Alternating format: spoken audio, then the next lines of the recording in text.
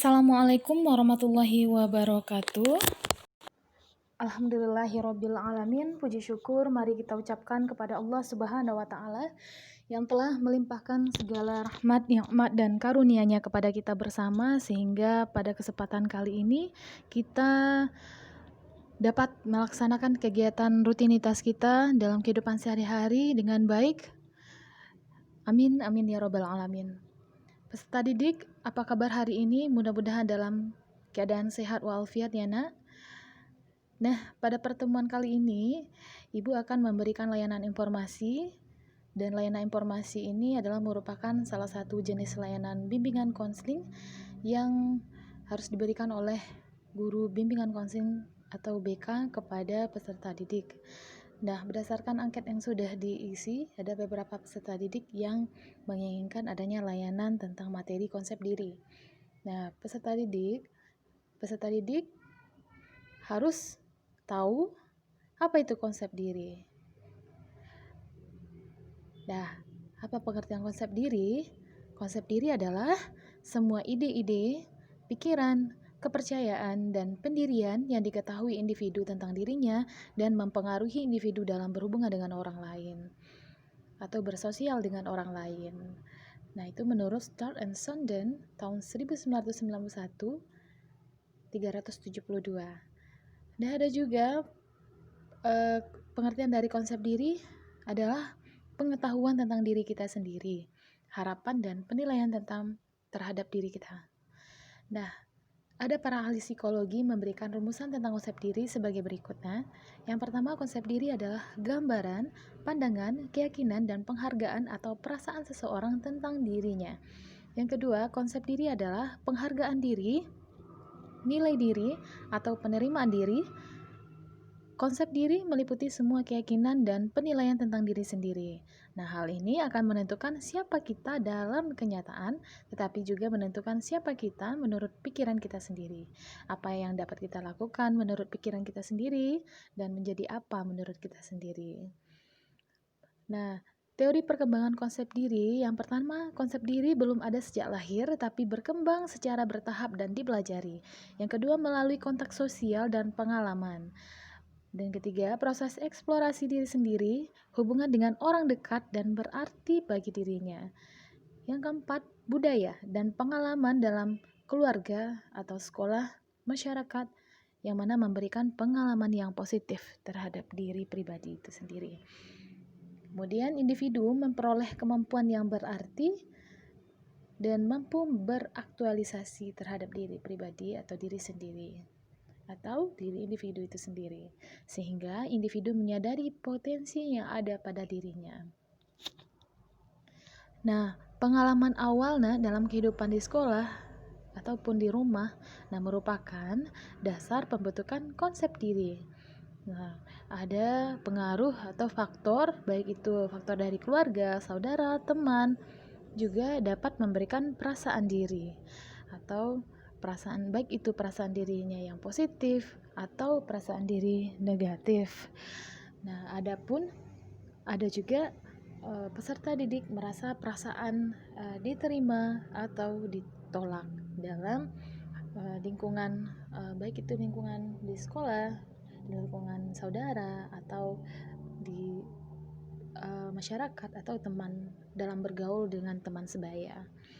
Nah, ada rentang respon konsep diri. Yang pertama, respon adaptif dan respon maladaptif. Nah, respon adaptif itu konsep diri yang positif, dan respon maladaptif itu adalah respon konsep diri yang negatif. Respon adaptif, peserta didik atau individu dapat mengaktualisasi diri dan memiliki konsep diri yang positif. Kalau respon maladaptif itu merasa harga diri rendah, adanya kekacauan identitas dan depersonalisasi.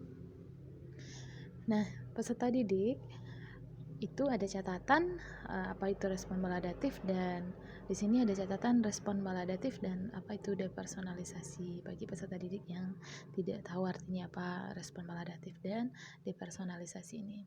Peserta didik dalam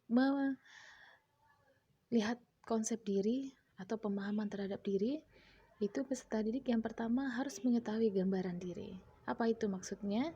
Yang mana sikap seseorang terhadap tubuhnya secara sadar atau tidak sadar, termasuk persepsi dan perasaan tentang ukuran dan bentuk, kemudian fungsi penampilan misalnya, dan potensi tubuh saat ini dan masa lalu.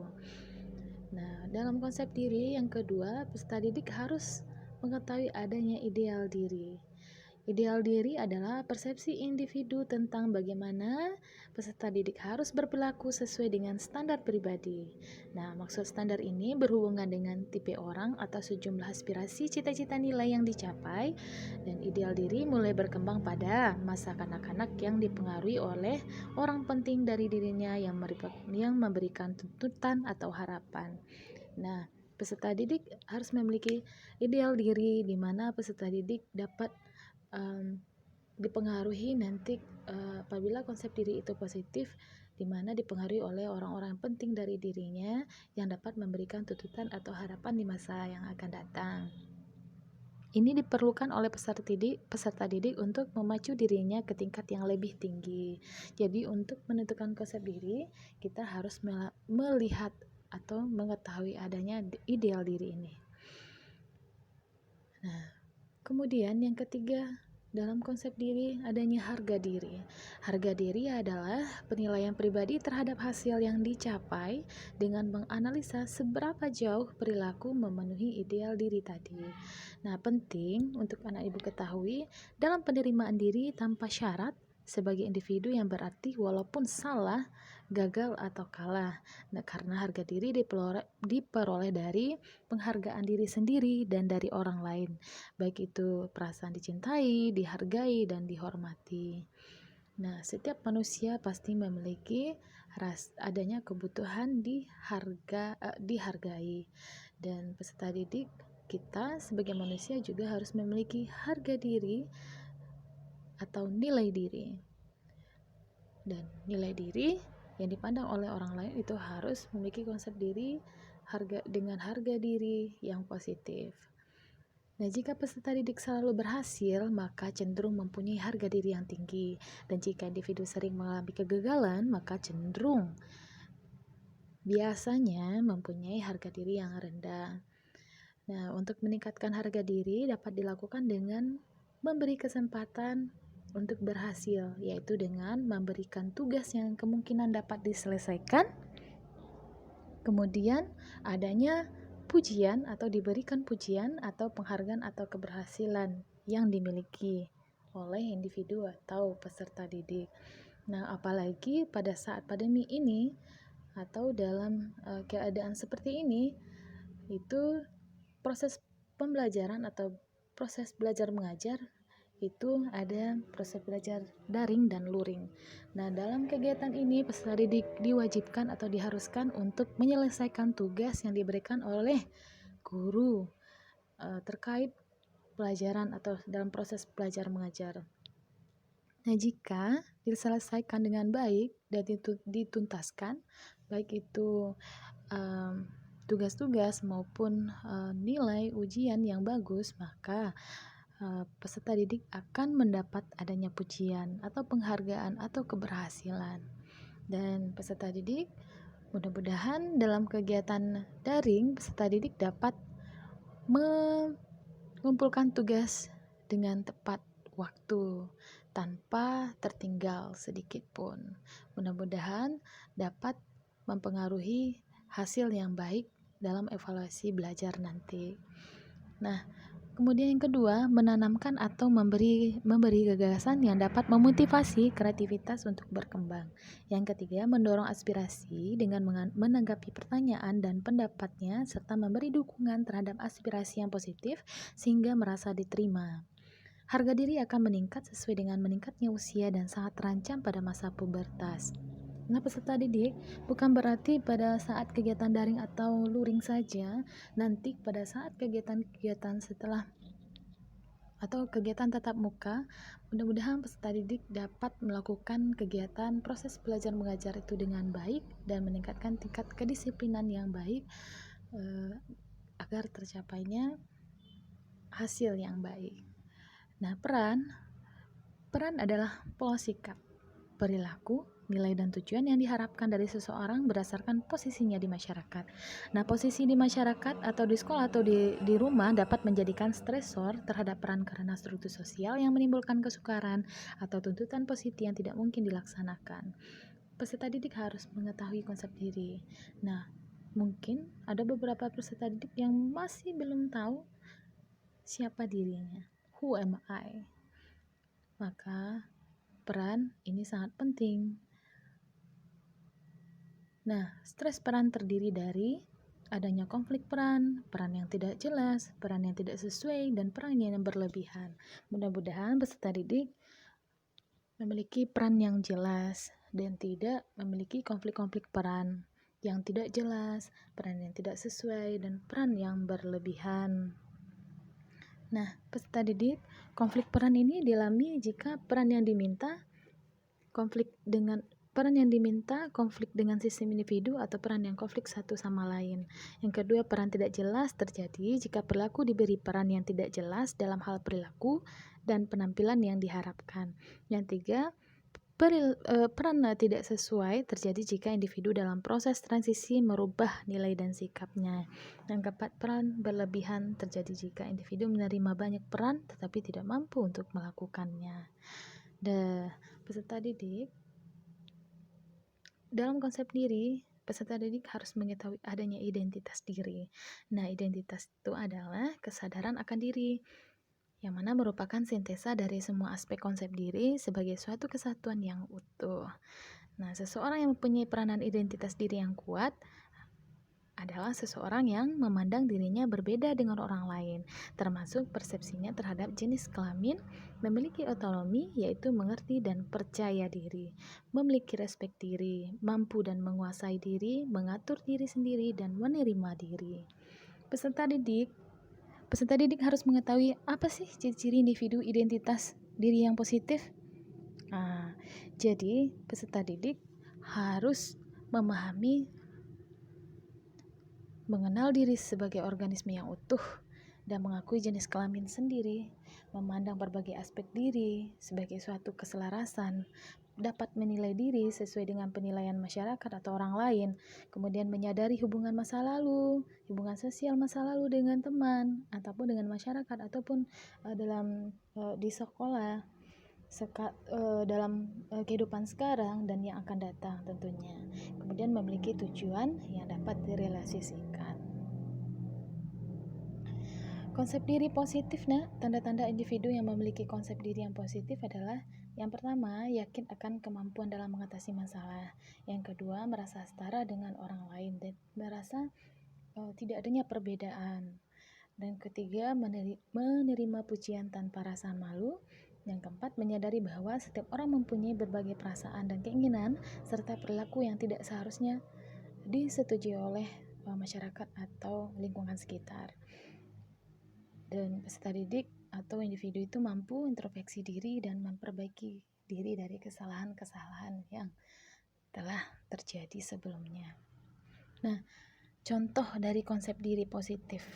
Jadi konsep diri ini ada dua, konsep diri positif dan konsep diri negatif. Nah, konsep diri positif ini contohnya adanya rasa percaya diri, rasa optimis, rasa profesional, rasa rendah hati, rasa peduli terhadap sesama, dan kreatif.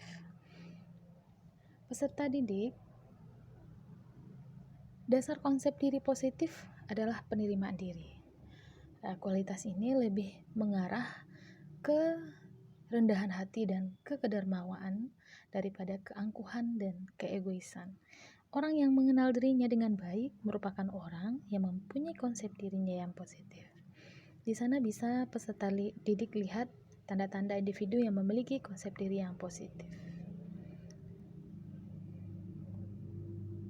Yang pertama, yakin akan kemampuan dalam mengatasi masalah, di mana orang ini mempunyai rasa percaya diri sehingga merasa mampu dan yakin untuk mengatasi masalah yang dihadapi. Nah, tidak lari dari masalah dan percaya bahwa setiap masalah pasti ada jalan keluarnya. Yang kedua, merasa setara dengan orang lain. Ia selalu atau peserta didik atau individu itu selalu merendah diri, tidak sombong, mencela atau meremehkan siapapun, selalu menghargai orang lain. Yang ketiga, menerima pujian tanpa rasa malu. Nah, individu ini menerima pujian tanpa rasa malu, tanpa menghilangkan rasa merendah diri. Jadi, meskipun ia menerima pujian, ia tidak membanggakan dirinya apalagi meremehkan orang lain. Yang keempat, menyadari bahwa setiap orang mempunyai berbagai perasaan dan keinginan serta perilaku yang tidak seharusnya disetujui oleh masyarakat atau lingkungan sekitar. Nah, ia PK atau individu ini PK terhadap perasaan orang lain sehingga akan menghargai perasaan orang lain meskipun kadang tidak setuju oleh masyarakat atau lingkungan lainnya. Nah, begitu juga di madrasah atau di sekolah kita ya, nah. Peserta didik mampu atau individu mampu memperbaiki karena ia sanggup mengungkapkan aspek-aspek kepribadian yang tidak disenangi dan berusaha mengubahnya demi kemajuan. Ia mampu atau peserta didik atau individu mampu untuk mengintrospeksi dirinya sendiri sebelum mengintrospeksi orang lain dan mampu mengubah menjadi lebih baik agar diterima di lingkungannya. Mudah-mudahan peserta didik ini dapat memahami arti dari konsep diri yang positif dan melakukan langkah-langkah untuk menjadi diri sendiri dalam konsep diri positif. Nah, apa manfaat konsep diri positif? Yang pertama, dapat membawa perubahan positif. Yang kedua, dapat membangun percaya diri peserta didik. Yang ketiga, dapat meningkatkan daya juang dan semangat juang untuk berprestasi tentunya. Yang keempat, ada mengubah krisis menjadi keberuntungan. Nah, ada 3 kunci konsep diri positif yang harus anak ibu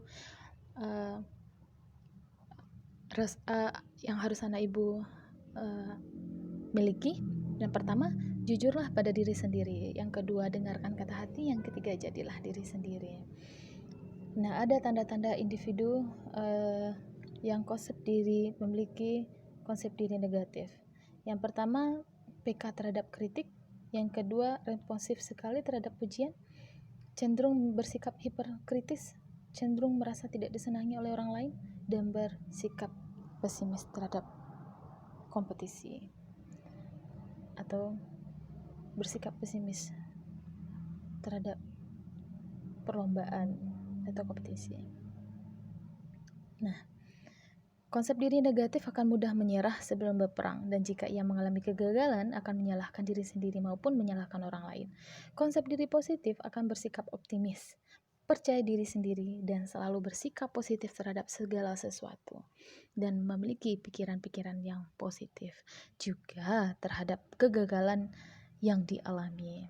Kegagalan tidak dipandang sebagai akhir segalanya ya nak, namun dijadikan sebagai penemuan dan pelajaran berharga untuk melangkah ke depan yang lebih baik.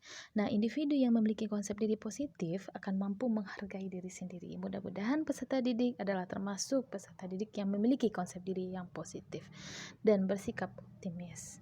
Nah, konsep diri dan komunikasi. Nah, bagaimana cara kita memandang dan mempersepsi diri kita sendiri merupakan hal terpenting dalam melihat cara kita berkomunikasi dengan orang lain.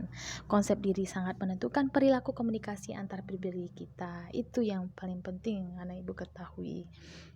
Nah, peserta didik, ada beberapa pesan yang harus ibu sampaikan terkait dari bagaimana konsep diri yang harus peserta didik miliki. Yang pertama, harus mengetahui kekurangan dan kelebihan diri sendiri dan juga orang lain.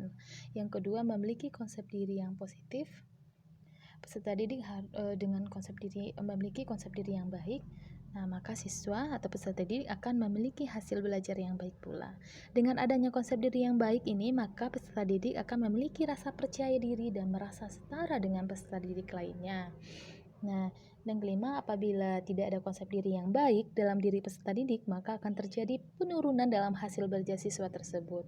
Maka, tanamkanlah percaya diri dalam diri kita sendiri bahwasanya kita bisa menjalankan sesuatu kegiatan itu menjalankan kegiatan dengan baik dan selesai atau bisa melaksanakan atau menyelesaikan suatu kegiatan tersebut dengan percaya diri. Nah, bersikaplah optimis dalam belajar agar memperoleh hasil belajar yang baik sesuai dengan yang peserta didik harapkan. Mudah-mudahan peserta didik dapat mencapai cita-cita yang diharapkan dan mendapatkan nilai atau hasil belajar yang baik. Baik, itulah peserta didik, layanan informasi tentang konsep diri remaja. Mudah-mudahan dapat bermanfaat bagi peserta didik. Akhir kata Ibu ucapkan, wabillahi taufik wal hidayah. Assalamualaikum warahmatullahi wabarakatuh. Terima kasih.